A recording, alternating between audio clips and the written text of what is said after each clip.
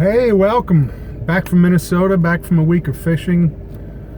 Great time. Really relaxing. Kind of needed it after just an emotionally draining home stretch before I retired on May 31st. But I have retired. You know, it's really weird. I have not found, those of you who have done this would know a lot more about it than I would, but I have not found a routine, a groove yet. Of course, I retired and then I left and then back, and haven't really had a chance to either. So, but as you know, I'm going to keep doing riding shotgun, I hope, and writing once a week on Sundays for the Herald and Review, which you can find on our website, including this Sunday. And then I'm going to continue doing a little bit of the radio and TV things I've been doing.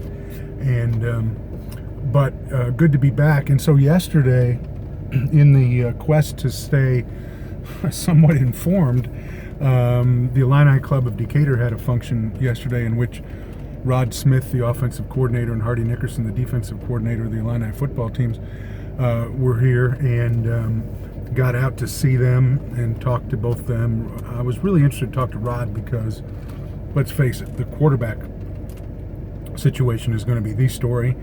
Once training camp convenes in August, they've got to get more production out of that position. You know, they didn't get what they had hoped to out of Wes Lunt. The Chase Crouch experiment was a failure.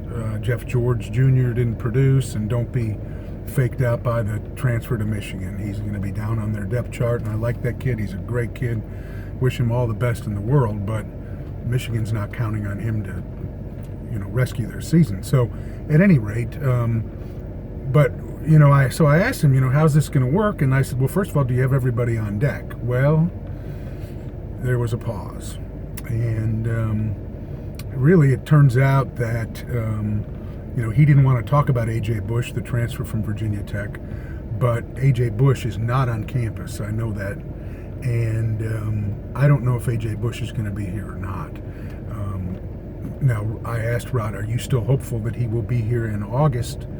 And he said, we're hopeful. And you can read into that anything you want. That doesn't sound entirely promising to me, having been through a few of these things on transfers and people who are coming from multiple schools. But so if he's not here, then it's going to be Cam Thomas and the three freshmen. And, Rod made it clear that he's told all the freshmen you're going to get a chance to compete for the starting job. So he's going to at least go in with an open mind. That said, you have to believe that Cam Thomas has a considerable lead now.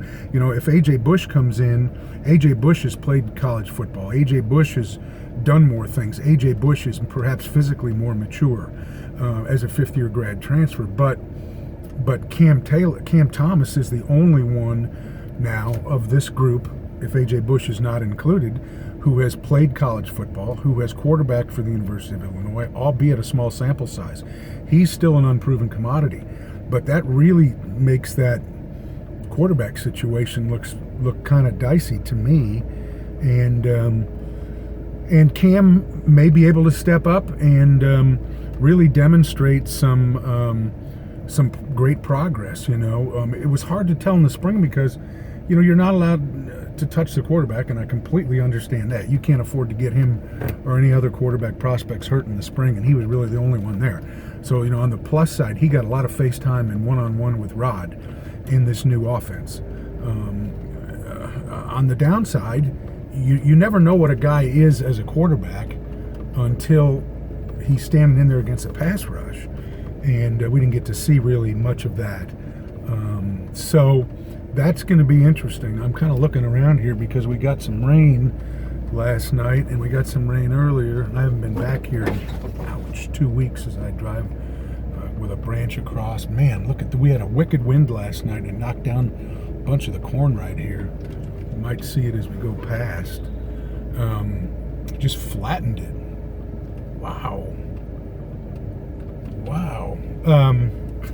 Sorry. Yeah, I think you should be able to see a little bit of that. That's kind of crazy. It did a little damage up by the house, too. I was at the Illini function when that wind came through last night, but my wife said it was wicked. Like one of those kind of straight line winds things, you know? Man, I hope I don't get stuck back here. You're going to hear some bad words come out of me. I'm going to try to power through this soft ground and get back up on the hill a little bit here. At any rate, sorry about that. One of the joys of riding shotgun, we get on little tangents. And so maybe somebody like a Coran Taylor or Rivers out of Texas can be a shock. And it happens once in a while.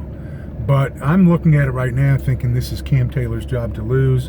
And A.J. Bush, whether or not he's here, really misses out on an opportunity this summer to be here working with the guys. Now, the coaches can't do anything with him on the field, but they can do things with him in meeting rooms. And those guys can develop some relationships with the receivers. You know, a veteran guy like Mikey Dudek is going to kind of point those people in the right direction and try to make sure that these guys are getting meaningful minutes. I've also got a fly in here.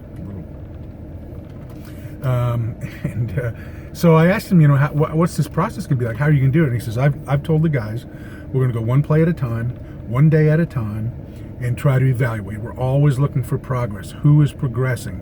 Who is going the opposite direction?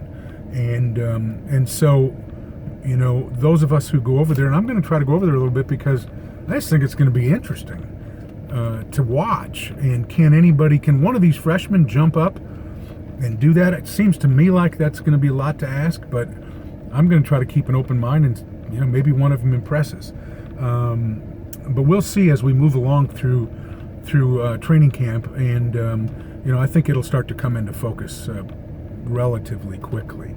But interestingly, one guy Rod was just like going crazy about was Reggie Corbin, who he is very big on Reggie Corbin. And Reggie Corbin did have a good spring, and Reggie Corbin has been a real good kid in the classroom. He's done everything. And when they, you know, there's a few fast guys on this team. Ricky Smalling's fast. Jakari Norwood is fast. And but Reggie Corbin, according to Rod Smith, tested the fastest of them all in their timed 40s, 4.48, and can catch the ball out of the backfield, which is going to be a drawing card for him. And, you know, he thinks maybe he and Rayvon Bonner, you know, he thought had a really good spring, and he really likes Rayvon. And he likes the fact that they're different kind of running backs. Reggie, more of a speed guy, a make-you-miss guy. Rayvon, more of a between-the-tackles power guy. And maybe they got a little jump because Mike Epstein didn't perform in the spring, but he's back, and they're excited about him. And Dre Brown didn't perform in the spring. And remember, Dre Brown had some nice moments near the end of the season, and he's back too. So, you know, he was excited about that. He did say Ricky Smalling is bigger and stronger noticeably, and he's excited about him as well. So the other thing we got talking about was this 4-game rule, you know, where guys now, freshmen, can play in 4 games and not use a year of eligibility. And that sounds like a really good rule to me. He loves that rule. And so, I got to get a running speed down through this muck.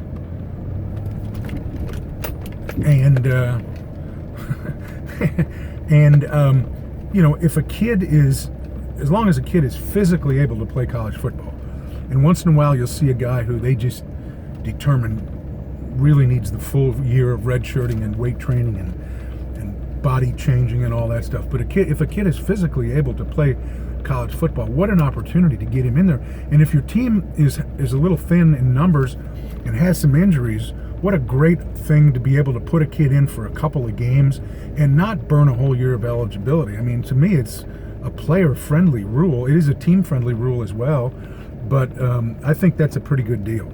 So that's what we talked about.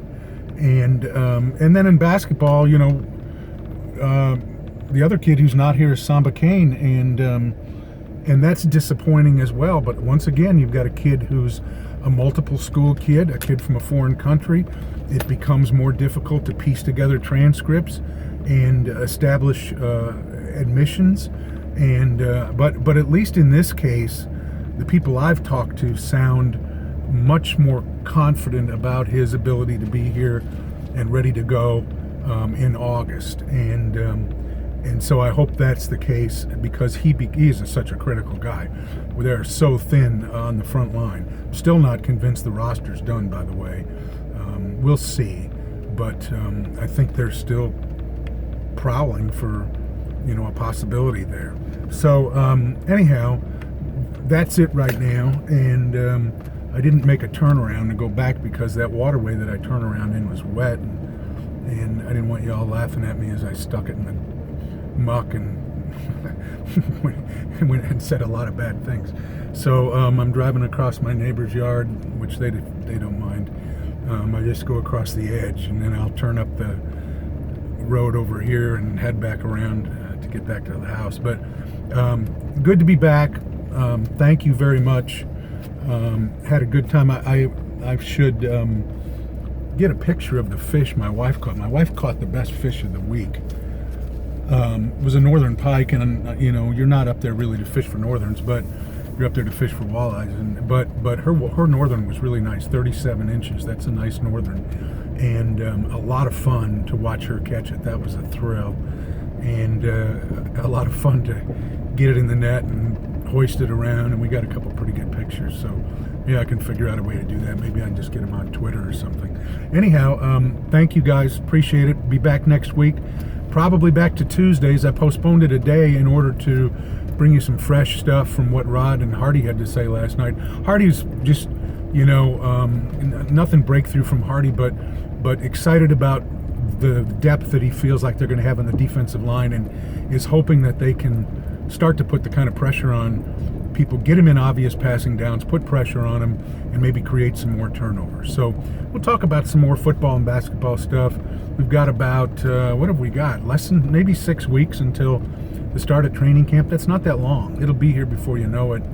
And they're going to be practicing on the same grass fields they did east of Memorial Stadium down Kirby, that they worked on last year. Obviously, the Performance Center is in full go, so the practice fields are not really available the way they would need to conduct a training camp. They may decide to come and work out a time or two on Memorial Stadium turf, but those 3 fields worked out pretty well last year, and I think they were generally pretty happy with them. So if you're going to come to training camp once it opens around the 1st of August, that's where you'll be going. All right, everybody, thanks for riding along. We'll talk to you next week. Goodbye.